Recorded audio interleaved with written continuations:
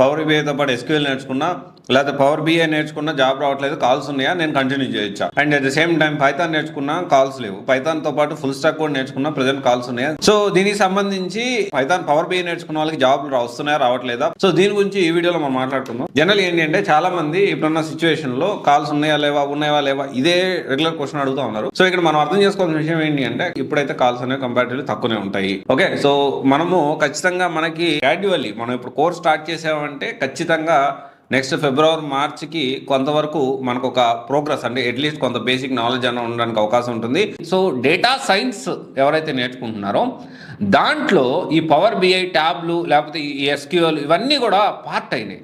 అంటే ఒక data scientist ఎవరైతే జూనియర్ డేటా సైంటిస్ట్ ఇవన్నీ కూడా హ్యాండిల్ చేయగలుగుతున్నాడు. సో కంపెనీస్ కూడా ఏం ఎక్స్పెక్ట్ చేస్తున్నాయి, మల్టీ టాస్కింగ్ ఎక్స్పెక్ట్ చేస్తాను. ఒక పవర్ బిఐ నేర్చుకుంటే నేను జాబ్ వస్తుందంటే 100% ఇప్పుడున్న సిచ్యువేషన్లో పవర్ బిఐ ప్లస్ ఎస్క్యూఎల్ నేర్చుకున్నా, పవర్ బిఐతో ఏ కాంబినేషన్ నేర్చుకున్నా జాబులు రావు.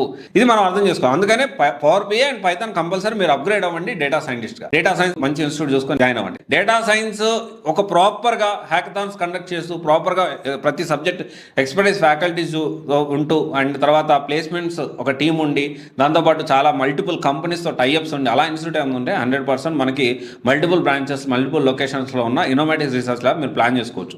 చాలా మంది జాయిన్ అయ్యారు. ఎప్పటికప్పుడు ప్రతి ఇన్స్టిట్యూట్ గురించి మనకి ఎప్పటికప్పుడు ఫీడ్బ్యాక్ వస్తూనే ఉంటుంది.